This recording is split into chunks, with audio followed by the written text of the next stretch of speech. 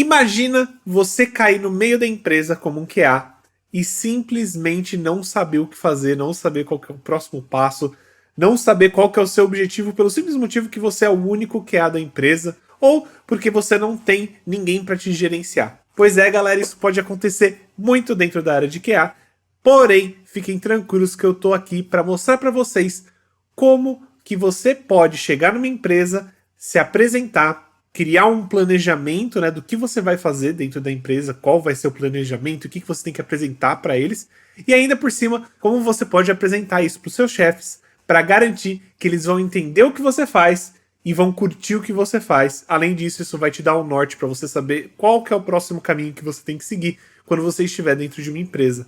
Eu sou o Manny, eu sou QA há mais de 8 anos, eu moro e trabalho aqui no Canadá como QA Engineer, e bora pro vídeo!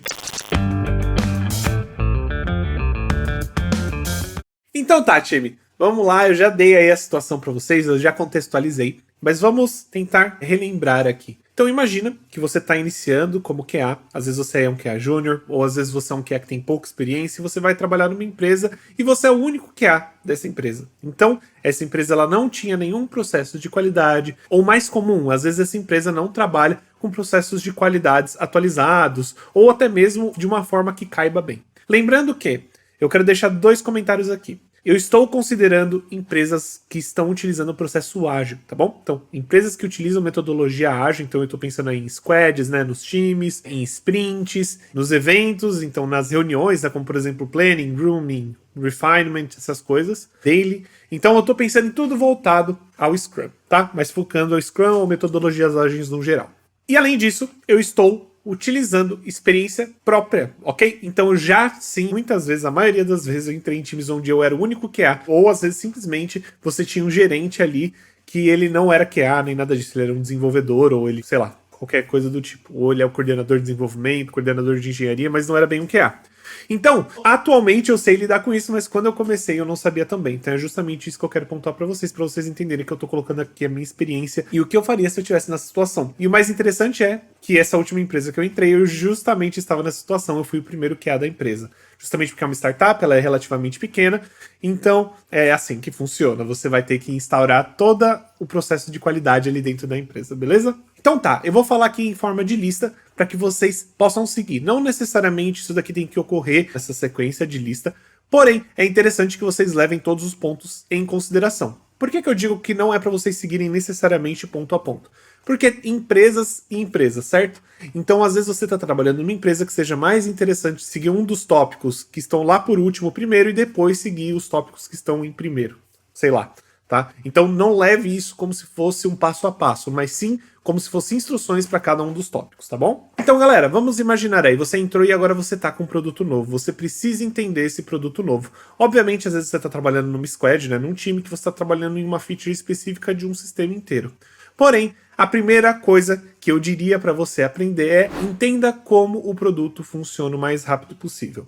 O que eu quero dizer com o mais rápido possível é literalmente você saber o que o produto faz, utilizar o produto, tentar fazer vários testes exploratórios e não só isso. Além de ter as suas primeiras impressões, né, entender ali como que o produto, o software está funcionando, pergunte também para o PO, né, se você estiver em um PO trabalhando com você, ou para alguém que esteja trabalhando com a parte de produtos, às vezes pode ser um gerente de produto, tá? Depende muito aí do tipo de empresa que você está trabalhando, apesar de que isso no Scrum normalmente não acontece.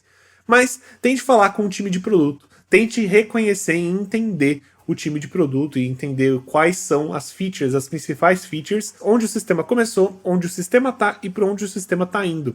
Isso é muito importante para que você entenda também o plano geral da empresa para dentro daquele sistema, né, para dentro daquele software, para que você possa aí sim pensar nas coisas que você tem que testar, tá certo? Então, devore o sistema, devore, entenda sobre o sistema. Obviamente, conforme o tempo, você vai se tornar muito melhor no sistema. Como você vai testar muito esse sistema, você vai acabar sendo uma das pessoas que mais conhecem sobre ele. Então, fica tranquilo que você também não precisa saber ponto a ponto no primeiro dia. Mas é muito interessante que você se interesse pelo sistema e entenda absolutamente o máximo possível de coisas que eles estão fazendo. E lembrando, isso daqui eu tô falando ali no seu primeiro mês, então é o seu primeiro mês ali que normalmente a gente não consegue ser tão eficiente assim, principalmente porque a gente tá aprendendo sobre empresa, certo? Então esse é o melhor momento para que você considere fazer esse tipo de processo, tá bom? Agora que você conhece o sistema, um outro tópico que eu diria para você é crie objetivos claros de teste. O que eu quero dizer com isso? Você está ali um mês, você está estudando sobre o produto, essa é a intenção.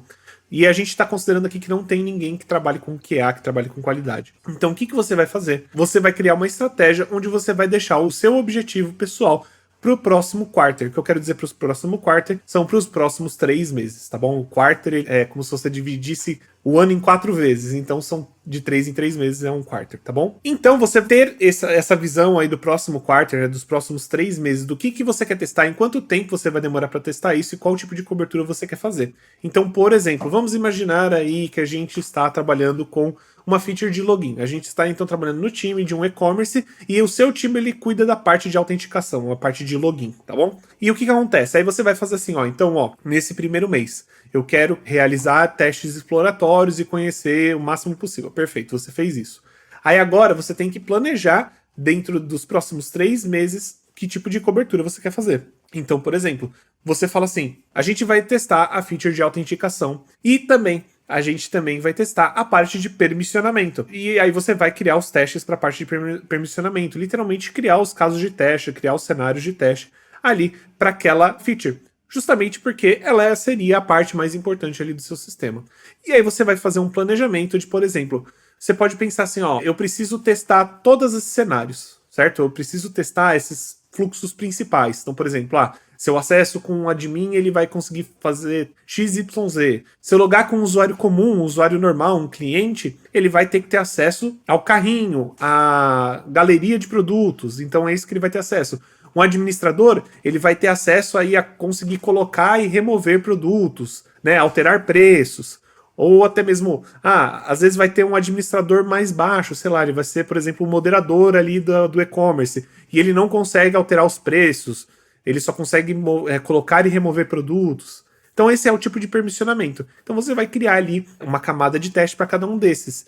Entender isso enquanto você está fazendo esse seu planejamento de início do trabalho, te ajuda muito a organizar suas ideias, saber até onde você tem que ir, e além disso, mostra que você é organizado pro time, né? Pro time e até mesmo seu chefe. É interessante que você mostre isso com o seu chefe, com certeza, porque você quer mostrar para ele que você está engajado e que você está achando formas de como testar o sistema, tá certo? Outra coisa que é muito importante você adicionar, metodologias de teste ágil. Exatamente, galera. Eu sempre bato na tecla, né, de melhorias do teste ágil, como adicionar um fluxo de testes confortável dentro de uma equipe Scrum, e não só confortável, mas também fazer com que os desenvolvedores entendam o que eles precisam fazer, tá certo? O que eu quero dizer com isso? Então, por exemplo, você entra dentro ali do seu squad, né, você tem ali seu time, e você precisa criar padrões de testes. E parte desses padrões de testes tem que vir, sim, não somente do processo que vocês estão utilizando, né, que seria um processo, por exemplo, Scrum, que seria já uma coisa meio considerada qualidade, se a gente for ver em relação a como ela funciona, né, ele é focando ali que você consiga entregar o máximo possível em menos tempo. Porém, você tem que também colocar isso na cultura do time. E o que eu quero dizer com isso? Por exemplo, testes unitários. Testes unitários é uma coisa que a gente vê muito em vagas, às vezes pede até para QA saber fazer teste unitário, mas a questão é, quem faz teste unitário são os desenvolvedores. Ponto. Aí você fala assim, né? Manny, mas aqui na minha empresa eu conheço uns QAs que fazem teste unitário, eu já fiz teste unitário para código da minha empresa. Cara, pode até acontecer, mas não deveria. Teste unitário é uma coisa que é de obrigação do desenvolvedor realizar, tá certo? Caso aconteça, às vezes, de você estar numa correria ou estão tentando fazer algum tipo de projeto para aumentar a quantidade de teste unitário, porque esse projeto não tinha, tudo bem, perfeito, isso faz todo sentido. Mas tirando isso, teste unitário é obrigação do desenvolvedor, tá bom? Porém, você tem que deixar isso claro para os desenvolvedores, e não só para os desenvolvedores, mas também para os líderes, né, dos times, ou até mesmo os coordenadores, gerentes, independente do que seja. Por quê? Isso é o que vai garantir a base da pirâmide de teste. Então bota aí a pirâmide de teste, testes unitários são a base, né? Justamente porque eles têm maior quantidade, eles rodam muito, muito rápido. E a gente garante a imutabilidade do sistema, que é muito, muito importante, tá certo? Testes unitários são core e infelizmente é uma coisa que você vai ter que botar na cabeça dos seus desenvolvedores que você não consegue fazer por eles, tá certo? E isso já é considerado aí você, né, mudar o fluxo. Por quê? Adicionando teste significa que, por exemplo, uma feature ela só vai estar pronta quando ela tem testes unitários para aquela feature. Então, isso é um tipo de regra bem legal para se seguir, para garantir a qualidade do código. Então, já que a gente está falando sobre testes automatizados, né, a gente acabou de falar sobre os testes unitários, vamos falar sobre automação de testes, tá bom? Mas agora focados em testes integrados em end-to-end. Aí sim, a gente está entrando na sua porta. A gente está entrando na porta do QA. Aí sim, você vai ser responsável em implementar isso e planejar isso, tá certo? Inclusive, né, já que você tem aquele planejamento dos testes que você fez antes, você já conhece o sistema, você já sabe como o sistema funciona, você já sabe aí quais são as principais features, né, as principais funcionalidades ali do sistema que você tem que testar, você pode começar a planejar uma cobertura de teste, principalmente uma cobertura de teste front-end. Eu estou pensando aqui no front-end por dois motivos. Se você é júnior, aí você consegue fazer isso porque você consegue aprender Cypress, certo? E Cypress é super, super fácil de aprender e dá para pôr uma cobertura gigantesca de testes. E além disso, você também pode fazer testes aí de API, tá certo? Testes e automação de API, incluindo, e dá para fazer também com Cypress ou até mesmo com Postman, que é uma ferramenta super, super fácil também de fazer. Tá certo? Então você criar ali uma cobertura. O que eu quero dizer criar uma cobertura? Não é literalmente você já começar a codar, mas é literalmente saber quais são as funcionalidades que a gente tem, né? A gente já fez essa pesquisa antes, a gente já descobriu quais são as funcionalidades. Agora, como que a gente vai automatizar essas funcionalidades? É justamente o que você tem que abordar, tá certo? Essas funcionalidades, quais serão automatizadas? Lembrando que não podemos também criar um teste automatizado, principalmente front-end, gigantesco, tá? Ele não pode ser gigantesco, pelo simples motivo de que ele demora muito tempo, tá? Eu já vi lugar que tem teste automatizado aí de front-end que dura 1 ou 2 horas. Galera, isso é inaceitável, tá? Não pode acontecer. O teste ele vai ser flake, é muito, muito improvável que você crie um teste automatizado que rode em 1 hora e não vai quebrar no meio do caminho alguma coisa, tá certo? Então você tem que considerar que os seus testes automatizados eles têm que rodar numa velocidade rápida, tá? Considerando o front-end, tá? Principalmente porque a API, querendo ou não, é mais rápida, mas mesmo assim tem que tomar cuidado para não criar uma quantidade de testes tão grande que você acabe rodando depois em 2 horas. Então você tem que garantir que as principais features que você está testando, as principais funcionalidades, são cobertas. Até porque demora um pouco para você cobrir com automação todo um sistema, tá certo? Então é muito importante que você identifique quais são as principais, as mais importantes para o sistema, para você criar uma cobertura a partir daí. E o mais legal, agora que você sabe quais são os principais testes que você tem que fazer, os principais cenários que você tem que cobrir, você também consegue planejar o tempo que vai demorar. Então, por exemplo, você fala assim, ó, esse ticket aqui, ele vai ser 5 pontos e você vai cobrir funcionalidade X com a automação. Perfeito. Isso já vai garantir que você saiba a quantidade de testes que você tem que fazer automatizados, quanto mais ou menos você demora para fazer, para automatizar cada parte, e aí você consegue dizer qual é a porcentagem da sua cobertura, literalmente. E isso o seu time vai adorar, porque eles vão saber qual a porcentagem que a gente está atualmente e qual é a progressão que ela vai seguir até chegar ao final. E quando é o final, né? O que significa uma cobertura de 100% de testes para testes end-to-end, né? Você que vai definir isso com o número de cenários de teste que você tem, tá certo? Além disso, é muito interessante que você priorize os testes, né? E também fale como que esses testes vão rodar, tá? Então, por exemplo, como que a gente vai rodar os testes da minha automação e como que a gente vai rodar o manual? Em que momento, né? Como que vai ser os testes regressivos? Como que vai funcionar o teste smoke? A gente vai ter teste smoke em produção? A gente vai ter testes integrados rodando em qual momento? No CI direto ou você vai ter que rodar manualmente? Então, também identifique isso. Em quais momentos você quer rodar automação? Para você rodar automação, eu indicaria para você rodar automação sempre que possível. Então, se for possível colocar dentro do CI, tá? Lembrando que o CI, né, o Continuous Integration, é uma parte muito importante do seu teste, que é onde o desenvolvedor ele manda o seu projeto, né? Ele manda ali o seu código novo para o repositório. E nesse momento vão rodar os testes automaticamente. Você não precisa ir lá manualmente colocar o teste para rodar, entendeu? Ele vai rodar os seus testes contra a branch dele, entendeu? Para garantir que tudo que ele alterou está funcionando. Então esse é um momento que eu acho muito, muito crucial de você colocar a sua automação de testes. Porém, se você aí tem uma automação de teste que demora 1 hora para rodar, pelo amor de Deus, não faça isso. Os devs vão ficar p***simos com você, porque você está fazendo eles esperar 1 hora para garantir que o código dele está funcionando. E como eu disse, um teste de 1 hora é muito difícil ele ser um teste que você possa confiar, tá? Ele demora muito e ele vai quebrar, provavelmente. Então, se você tiver esses testes, não coloque em CI se você tivesse um teste tão longo. Você pode colocar ele no CD, que é na parte de deploy. Então, antes de rolar o deploy, por exemplo, para produção ou para algum outro ambiente de teste que você esteja utilizando, vai rodar a sua automação, ela vai demorar muito mais tempo, mas pelo menos é só uma vez que ela tem que rodar. Mas assim, se você não consegue garantir que seus testes não estão flakes, né, que seus testes você consegue confiar neles o tempo todo, que eles vão passar sempre que eles têm que passar, eles vão quebrar sempre quando eles tiver que quebrar, tudo bem. Mas leve isso em consideração, você não quer nenhum dev xingando e falando, pô, o seu teste quebrou, mas aquilo nem é um bug, né? Ninguém quer isso. E aí, galera, você também tem que considerar quais são as tecnologias que você vai utilizar para automação, tá?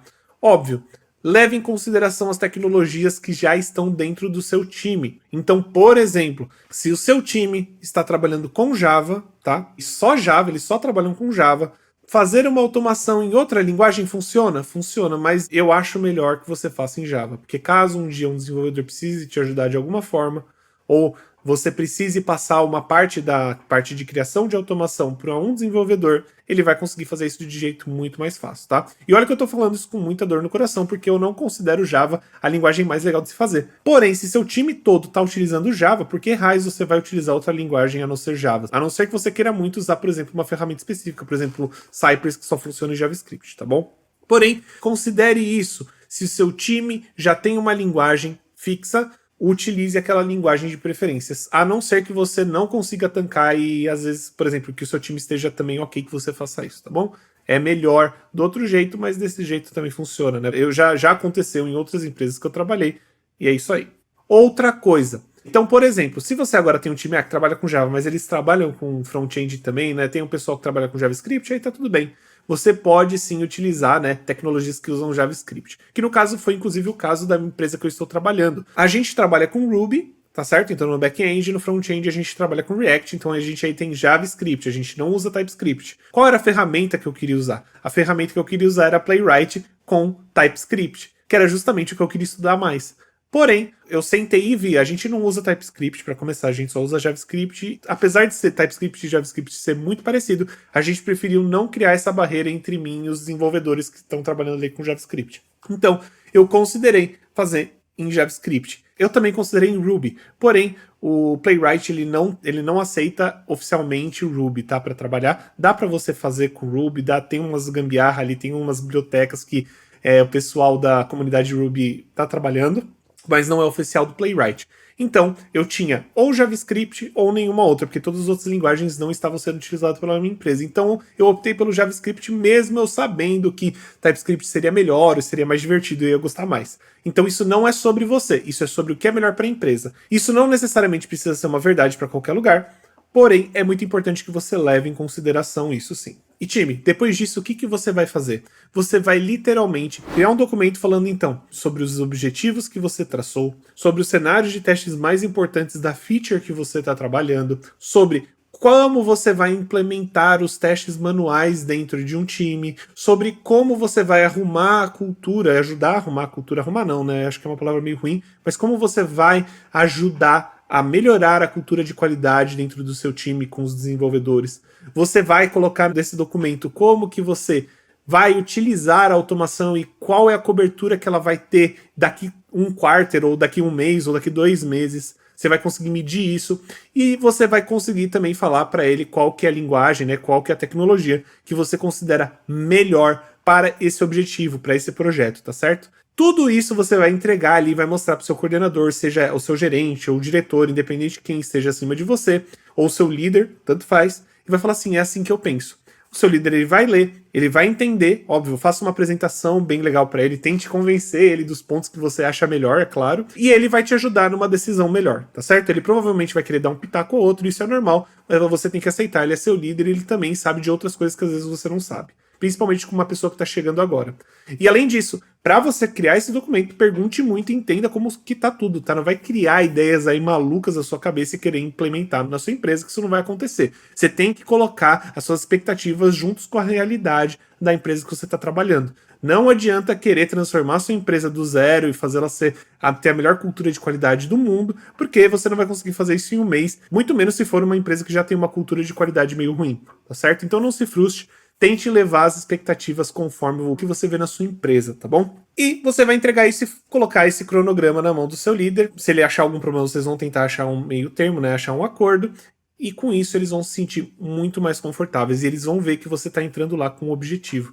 Isso é extremamente importante, galera. E além disso, tá? Por exemplo, vamos imaginar, né, que eu conversando ali com o meu diretor, né, de tecnologia, e eu falo, ó, a gente usa Ruby e JavaScript. Já que a gente usa JavaScript, vamos usar Playwright com JavaScript. Imagina se o meu diretor chega assim, não, eu quero que você use Ruby.